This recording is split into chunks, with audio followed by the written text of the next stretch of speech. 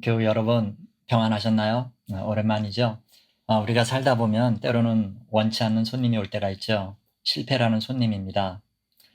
저나 여러분이나 성공하길 바라지 실패를 원하는 사람은 아무도 없을 거예요.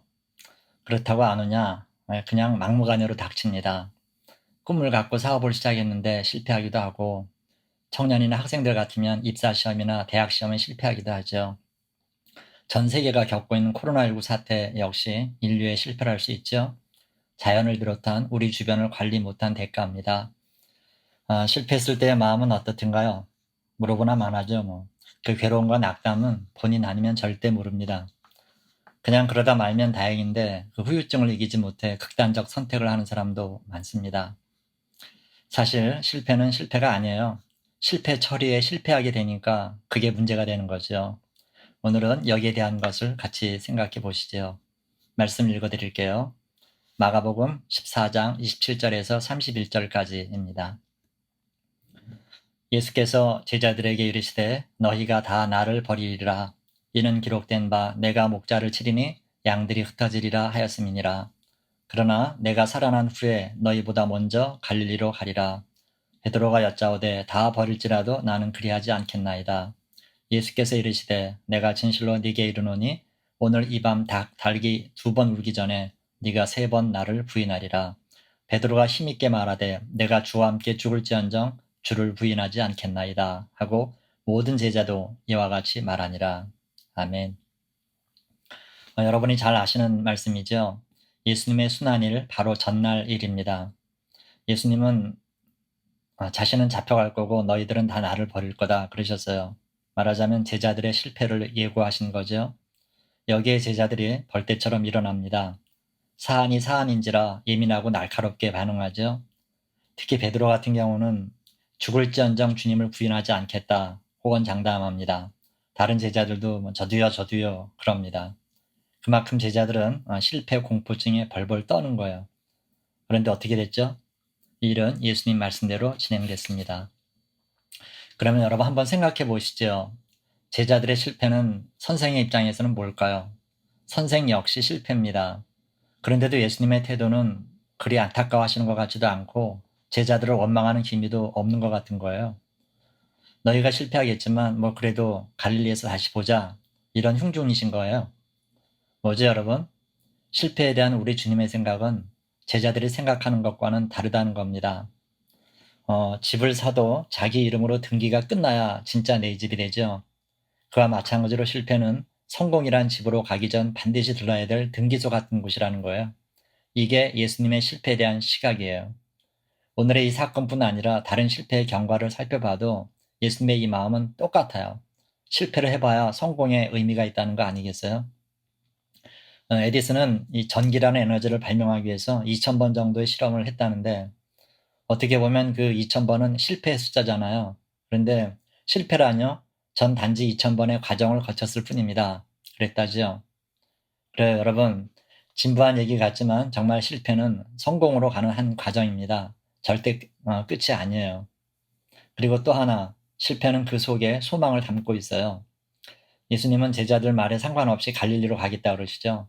거기서 다시 만날 걸 기정사실화하고 계세요.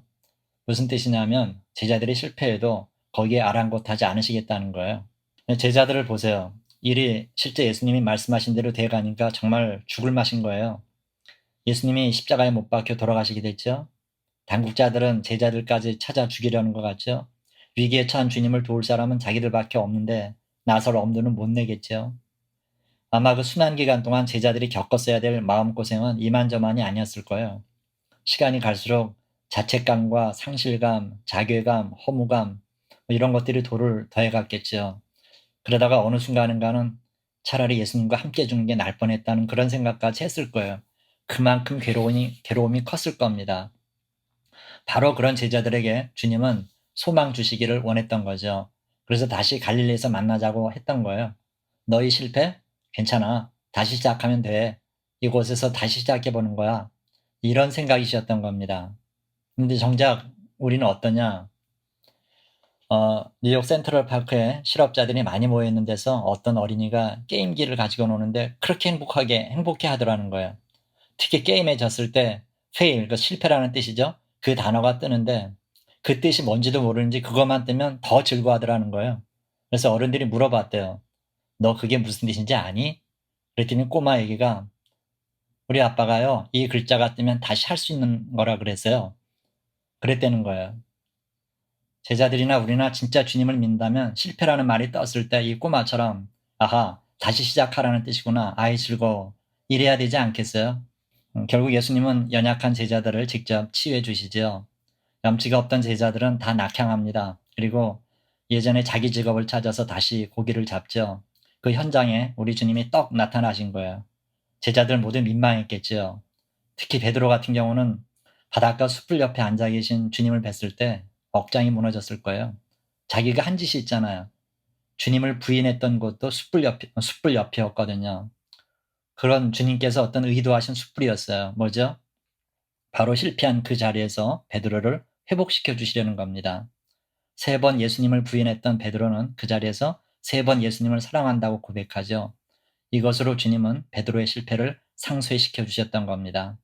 다른 제자들에게도 이 회복은 공유되는 거였죠. 실패라고? 아니야. 나는 여전히 너에게 기대하고 있단다. 그러니 다시 일어나. 그 실패의 자리에서 일어나 성공을 향해 힘껏 달리거라. 이게 오늘 주님이 우리에게 하시고 싶은 말씀일 거예요. 여러분, 주님 안에서 실패는 실패가 아닙니다. 오히려 과정이고 소망의 근거입니다. 절대 잊지 마세요. 이 실패 얘기가 나올 때마다 생각나는 에피소드가 있습니다. 어떤 학생 얘기인데 아마 지금은 성인이 되어 있겠죠. 중학교 때 이 학생의 성적은 전교 꼴찌였대요. 한 번이 아니라 맡아놓고 꼴찌였대요. 그러니까 그의 할아버지는 유명 인사였나 본데 장손인 이 학생에게 기대를 걸었다는 거예요. 말끝마다 너는 꼭 하버드에 가야 해. 이게 노래였답니다. 그러니까 뭐 엄마 아빠 할 것 없이 분위기가 그렇게 돌아가더라는 거죠. 그러자면 공부를 잘해야 되는데 뭐 그게 마음대로 되나요? 기대는 크죠. 성적은 안 오르죠. 그러다 보니까 점점 눌리더라는 겁니다. 어느 순간에 이 학생이 공부를 완전히 놓아버렸대요. 중압감에 나가 떨어진 거죠. 물론 거기에는 어른들에 대한 반발심도 작용했겠죠. 그때부터 꼴찌를 하기 시작했는데 어느 순간인가는 다른 애들 엄마들이 그 학생을 가리키면서 너 쟤하고 놀면 안 돼. 저런 애랑 놀면 물드는 거야. 놀지 마. 그런 얘기를 하더라는 거야. 그리고 어쩐 일인지 그 얘기가 돌고 돌아가지고 그 학생 어머니에게까지 들리더라는 겁니다. 어머니 심정이 어땠겠어요? 그렇지 않아도 공부 때문에 상처받은 애가 이제는 왕따까지 돼버리니까 점점 이상해지더라는 거예요. 고민 끝에 어머니가 용단을 내려서 아이를 중학교 졸업하고 미국으로 그냥 보냈답니다. 그랬는데 그래도 한국보다는 나았는지 거기서는 웬만큼 적응을 하더래요. 게다가 꼴찌를 해본 경험 때문인지 저보다 못한 아이들을 이해해주고 도와주더라는 거죠. 그랬더니 얼마 안 가서 그는 모두에게 인기 있는 친구가 됐답니다. 급기야는 이 주변에서 학생회장 선거에 나가보라고 권유를 받게 됐대요. 근데 이 학생은 자기는 동양인이라 아예 꿈도 꾸질 않았다는 겁니다. 근데 주변에서 계속 나가보라 그러니까 결국은 이 친구들 마음을 상하게 하고 싶지 않아가지고 그냥 출마를 했답니다. 이 학생이 한국에 있는 엄마에게 이 소식을 알리게 되죠. 엄마가 기도를 하다가 갑자기 어떤 생각이 나가지고 그걸 메일로 보냈다 그러는데 내용은 예수님이 문둥병자를 고쳐주시는 그 말씀이었다 그럽니다. 예수님이 그 문둥병자를 친히 만지고 고쳐주시죠. 엄마가 아들에게 그런 부탁을 했대요. 네가 학생회장에 되든 안 되든 그건 아무래도 좋으니까 너도 너보다 못한 아이들, 정말 더럽고 불결해서 가까이 하기 싫어하는 아이들의 친구가 되어줬으면 좋겠다. 그랬다는 거예요. 이 학생이 무슨 생각을 했는지 엄마가 보내준 메일을 근거로 아주 짧게 다시 연설문을 썼대요. 학생회장 선거가 시작이 돼서 이 학생이 짧은 연설을 했는데 기립박수를 받고요. 나머지 후보들이 다 사퇴를 하는 바람에 간단하게 학생회장이 됐다는 겁니다.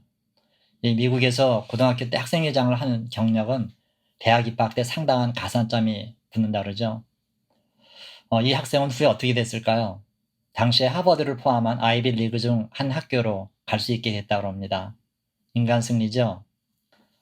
그 학생이 했다던 연설이 궁금하시죠? 이런 내용이었다고 합니다. 저는 한국에 있을 때는 문둥병자 같은 사람이었습니다. 아무도 저와 얘기하려고 하지 않았어요. 아마 제가 늘 꼴찌를 했기 때문이겠지요. 그런데 여러분은 그런 저를 만져주시고 친구가 되어 주었습니다. 그런 면에서 저는 여러분을 존경합니다. 고맙습니다. 감사합니다. 여러분들은 제 마음을 치료해 주신 예수님 같은 분들입니다. 사실 제가 이번에 학생회장에 출마한 것은 학생회장이 되려고 나온 게 아니라 여러분에게 이런 마음을 전하기 위해서입니다. 그렇기 때문에 학생회장이 되느냐 안 되느냐는 사실 제게 큰 문제는 아닙니다. 다만 제가 한 가지 말씀드릴 수 있는 것은 저는 꼴찌를 많이 해봐서 공부를 잘하고 싶은데 잘 안 되는 친구들의 마음을 웬만큼은 압니다. 그런 친구들을 도와주고 싶습니다. 여러분이 문둥병자였던 저를 만져주고 고쳐주고 친구가 되어주었던 것처럼 이제는 할 수만 있다면 제가 그런 사람이 되고 싶습니다. 저의 이 마음은 하나님이 아십니다. 하나님은 저의 이 기도를 들어주시리라 믿습니다. 여러분 정말 감사합니다. 그리고 사랑합니다. 여러분, 우리 실패에 대한 시각을 바꿉시다. 우리 하나님은 그러세요. 인간의 눈엔 실패 같지만 하나님은 그걸 성공의 한 조각으로 쓰세요. 지금 실패했다고 생각하세요? 아니면 실패할까봐 두려우세요? 하나님 앞에 여러분의 실패와 실패거리를 모두 내놓으세요. 그러면 우리 하나님이 직접 아름답고 예쁘게 빚어가실 겁니다. 그리고 세월이 지난 후엔 분명히 고백하게 될 거예요. 실패는 성공으로 가는 한 과정이고 또 실패 속엔 소망의 씨가 담겨 있다고요. 이렇게 실패에 대한 시각을 완전히 바꿔서 모두 승리하는 저와 여러분의 매일매일이 되시기를 주님의 이름으로 축원합니다. 아멘. 기도하겠습니다. 하나님 아버지 감사합니다. 실수를 달고 사는, 실패를 달고 사는 우리들에게 말씀 주셔서 고맙습니다.